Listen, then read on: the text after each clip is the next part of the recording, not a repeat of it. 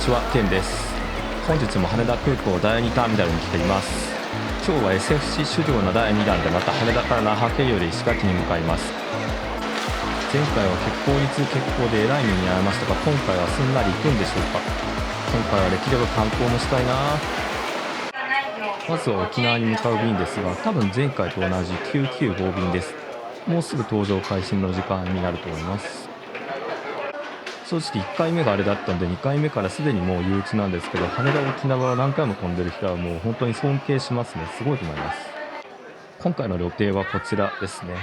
那覇から30分乗り換えで石垣に飛んで、石垣で約2時間時間があって、その後また那覇に戻ってきてすぐ羽田に飛ぶという便ですね。今回は欠航しないでくれ。はい、飛行機に乗り込みました。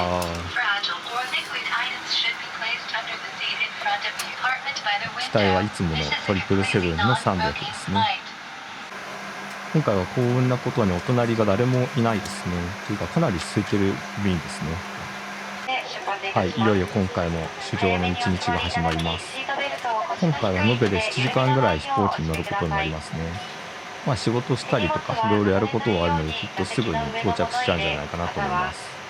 とか言ってていいんだろうか、本当に何もトラブルが起こらないことを祈るばかりですね。はい、それではそろそろ出発すると思います。はい、羽田を離陸しました。今日そんなに天気も悪くないので、割と安定して飛んでるような感じがしますね。今日も飲み物をいただいて、懐かしの丸い穴にカップをはめてます。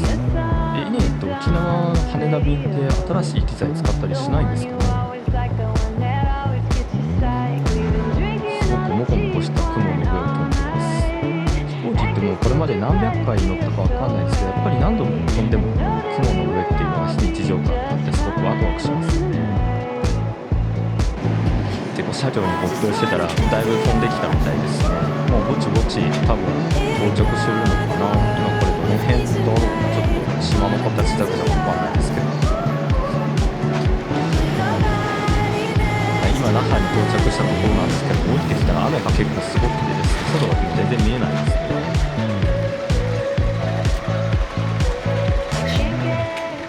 でもこんな中でもちゃんと着陸するんだから、やっぱりパイロットの方ってのはすごいですね。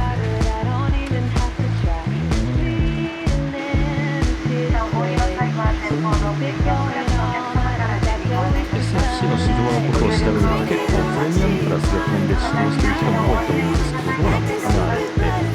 今回はコストを抑えるために普通席で飛んでるんですが、ちょっとそっちもプレミアムクラスの方が興味ありますね。はい、那覇に到着して今飛行機から出てきました。それで石垣便の搭乗ゲートがどこかというと、このすぐ隣の32番ゲートなんですね。でも間30分しかないんですけど、乗り遅れるってことはよっぽどのことがないときっとないと思いますね。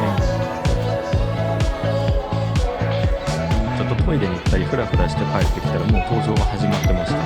とはいえ私はまだ修行中の身なのでだいぶあったんじゃないか乗れないですね。早く優先搭乗できるようになりたいですね。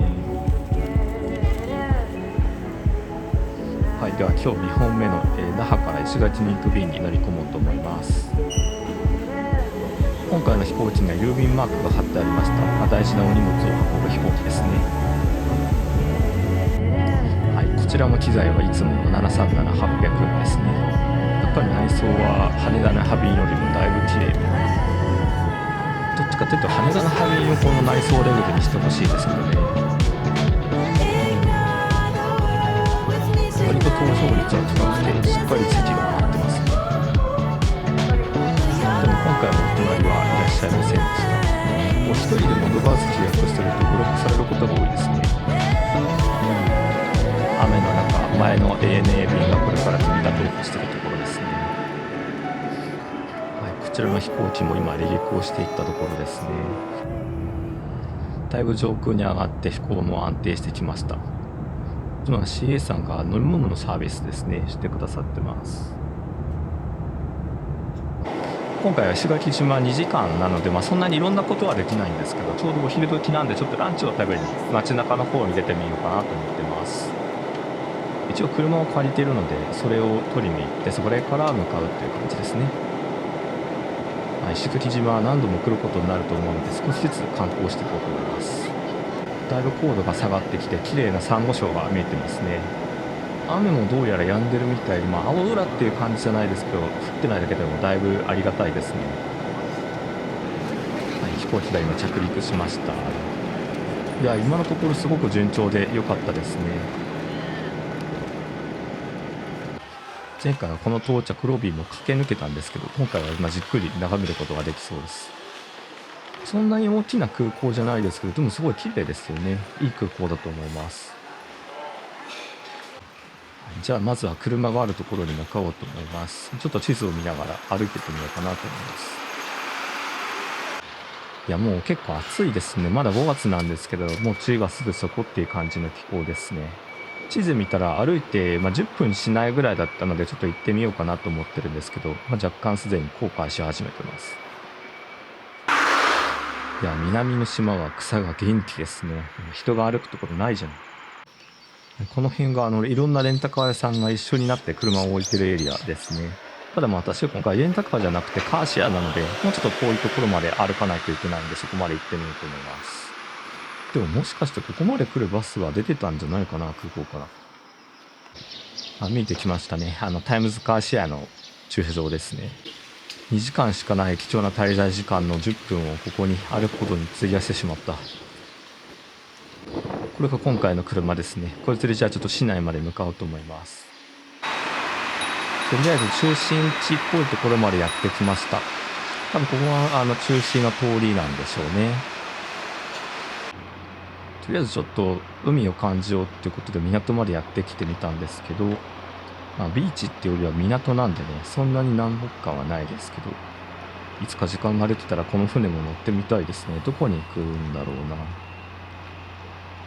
な。でも今回は時間がないので、お昼ご飯を食べにちょっとお店を探してみようと思います。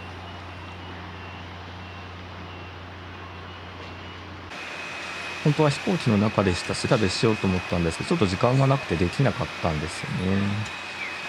でもとりあえず中心地の方に行ってみましょうか。大正圏がありましたね。こんなところで大正圏はちょっといいかなと思うんですけど、石垣島にもあるんですね。すごいな。生シェイクだって、これ何が生なんだろう。これ後で時間あったら食べてみようかな。生シェイク屋さんのそばにこんなお店を見つけました。ちょっとどんなご飯かわからないんですけど、お店が綺麗で涼しそう。メニュー見てみたら結構石垣っぽいものもあるんで、ここ良さそうですね。ここに入ってみようかな。かき氷もあるってことなんですかね、これは。結構那覇だと、本島だとそんなにかき氷のお店って見ない気もするんですけど、石垣だと結構多いんですかね。じゃあここに入ってみましょう。サロンドムゲっていうお店みたいですね。石垣産大崎牛ハンバーグとステーキですね。美味しそう。あとはオムライスですね。で、京風ソーキそば。ちょっと沖縄に来て石垣に来て京風っていうのもあんまり違う気がするんで、これはちょっとないかな。あとはパフェも、あとわらび餅もあるんですね。だから結構ランチじゃなくてお茶しに来るにも良さそうなお店ですね、ここ。あとこれが表にあったかき氷の正体ですかね。結構暑い時には良さそうなさっぱりしたかき氷ですね。結構面白いですね。わらび餅のお持ち帰りがある。かき氷も食べ歩き用のやつがあるんですね。これ結構いいかもしれないですね。あとアイスもなかもある。これ暑かったら美味しいだろうな。もうすでに十分暑いんだけど。はい、というわけでステーキを注文して今待ってるところですね。平日の日なんでお客さんはそんなにいなくて混んでないですね。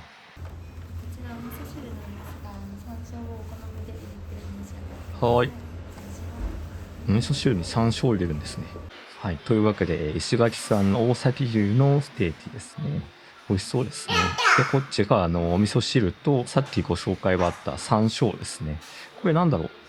これ京風っていうことなんですかね。さっき京風ソーキそばってあったからそういうコンセプトのお店なのかなと思ったんですけど。いただきましょう。じゃあまずは、お塩でいただこうと思います。美味しいですね。これグリルされた野菜と一緒にピンクペッパーが添えられてますね。じゃあ次は、わさびと一緒にいただいてみようと思います。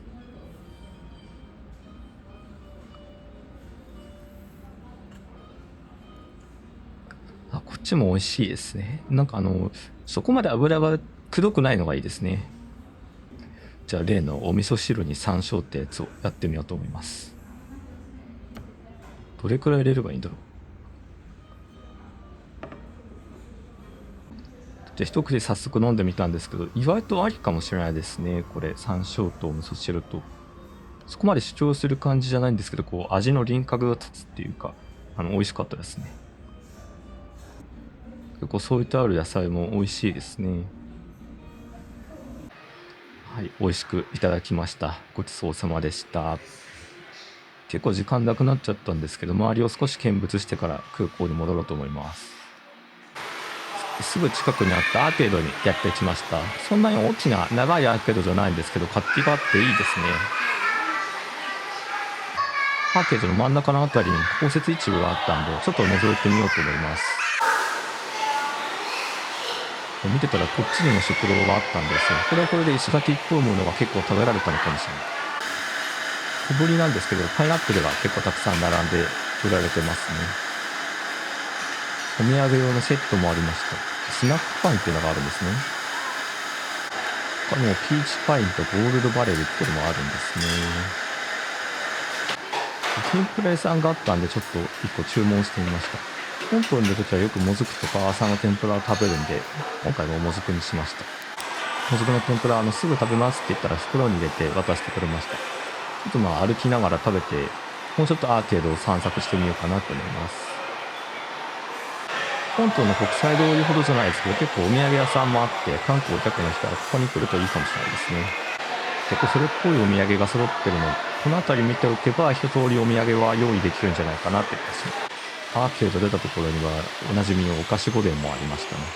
石垣にもやっぱりお店は出してるんですね。はい、それじゃあまた車に乗って空港の方に戻ろうと思います。空港のそばまで戻ってきたらすごく開けてて、飛行機も空港もバッチリ見えるところがありました。こんな平らな感じがやっぱり島っていう感じがしますね。いやー、1泊ぐらいしたかったな。なんで2時間で帰んなきゃいけないんだろう。今日平日でね、普通にリモートワークをしながら修行してるっていう回なので仕方ない。はい、車も返却してまた草が生い茂る道を歩きながら空港に戻っているところです。帰りの飛行機には問題なく時間は間に合いそうですね。これ南ぬ島って書いてパイヌ島っていうのちょっと反則ですよね。最初全然読めなかった。はい、空港内に帰ってきました。で結構2時間でも楽しめた感じがしますね。2時間だったら空港から出ないでこの辺りでご飯食べたり時間を潰すっていう手もあるんでしょうけど、出かけてみるのも全然ありな感じがしましたね。今回やってみた感じでは。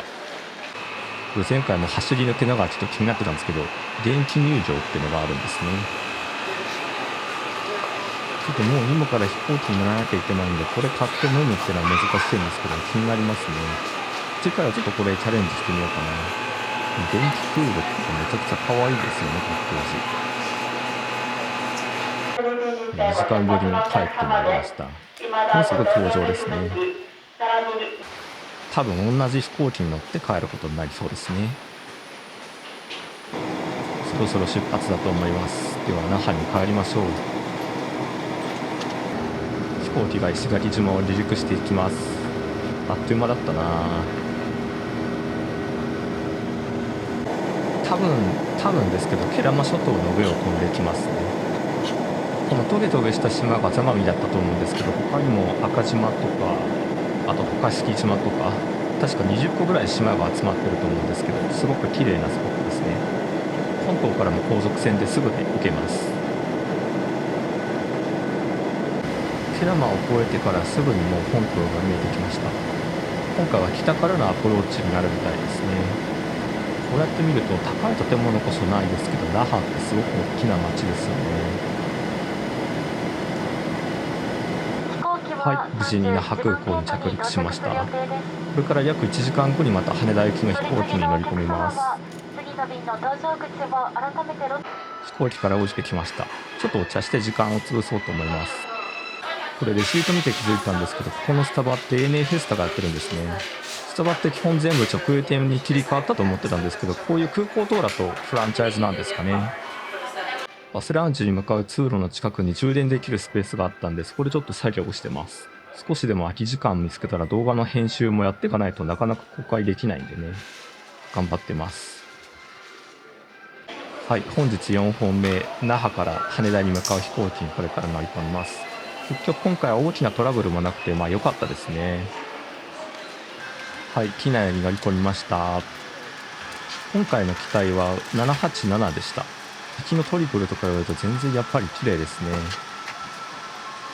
今回もかなり後ろの方の席なので隣はいなくてゆったり帰れそうです。飛行機が今離陸していきました。長い修行もこれでようやく終わりが見えてきましたね。今回は予定通りに回れたんで結構良かったかなと思います。これで4000ポイントちょっと貯まって、で大体単価が8円ちょっとになってると思いますね。ある程度は国内線で低単価の PP を集めつつ、たまに国際線も飛ぼうと思ってるので、きっとまた沖縄にはすぐ来ることになるような気がします。上空に上がってからはずっと月と一緒に飛んでます。いつもよりちょっとだけ月が近いですね。東京に着く頃にはもう真っ暗になるんでしょうかね。だいぶ暗くなってきました。あとはもう帰るだけなので、今回の動画はこの辺りでおしまいにしようと思います。次回あたりから国際線市場も予定しているので、よかったらそちらも見てみてください。ご視聴ありがとうございました。